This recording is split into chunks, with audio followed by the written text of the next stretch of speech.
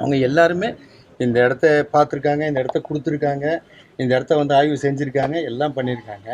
பட்டு நான் என்ன கேட்குறேன், இது இப்படி தான் இந்த டைமில் நடக்கிறோம். குறிப்பாக வந்து இந்த இந்த டைமில் நீங்கள் வந்தால் நல்லா இருக்கும்னு அந்த 2ஆம் கட்ட தலைவர் தான் வந்து தலைவர்கிட்ட சொல்லணும். அவருக்கு இன்சிஸ்ட் பண்ணி அதோட இம்பார்ட்டன்ஸை புரிய வைக்கணும். அப்போ தான் அவருக்கும் அந்த விஷயம் புரியும். ஏன்னா எதுக்காக நான் சொல்ல வரேன்னா, ஷூட்டிங் பண்ணும்போதே 7 மணி கால் சீட்னா 6:15 இருக்கிறவர் தான் விஜய் சார். அப்படி இருக்கும்போது இது நீங்கள் புரிய வைக்கணும்ல. நீங்கள் தான் அது ஒரு ரீசன் தான். இது நான் வந்து விஜய் சார் மேலே ப்ளேம் பண்ணவே மாட்டேன். இவங்க ஏன் சொல்லலை சார்? 8:45க்கு நாங்கள் பரிசு வாங்கியிருக்கேன் சார், நீங்கள் இங்கே இருக்கணும் சார், முடிச்சுட்டு திருப்பி நாமக்கல்லேருந்து நீங்கள் வரணும் சார், அந்த ட்ராவலிங் டைம் இவ்வளோ இருக்குது சார் அப்படின்றது நீங்கள் சொல்லணுமா இல்லையா?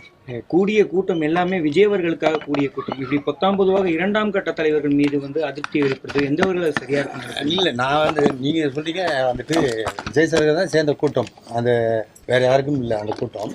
நான் என்ன சொல்கிறேன், விஜய் சார் யாரை நம்பி வராரு?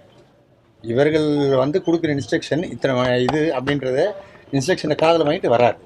அப்படி இருக்கும்போது நீங்கள் வந்துட்டு அவர் வந்து விஜய் சார் இவங்களை நம்பி வர்றாரு, மக்கள் விஜய் சார் நம்பி வர்றாங்க, அதான் உண்மை. ஆனால் ஒரு ப்ராப்பரான இன்ஸ்ட்ரக்ஷன் யாருக்கு கொடுக்கணும்னு நான் கேட்குறேன் சார், வேறு உண்மை இல்லை. 2ஆம் கட்ட தலைவர்களுடைய செயல்பாடு அதிருப்தியில் இருக்குது.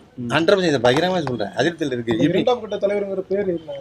2ஆம் கட்ட தலைவர்னு பொதுச் செயலாளர் அந்த நம்ம ஆதவர்ஜுனான்னு, அதுக்கப்புறம் நம்ம சிடி நிர்மல்குமார்னு, இவங்களாம் ஆல்ரெடி அவங்களுக்குலாம் வந்து அரசியல் நல்லா தெரியும். Well trained person. புதுசாக இன்றைக்கி வரலாம் அவங்க அரசியலுக்கு, எல்லாமே க்ளீனாக தெரியும். அப்படிப்பட்டவங்க ஒரு தலைவரை கைட் பண்ணுறதுல ஏன் தவறுறாங்கன்னு தான் கேட்குறேன்.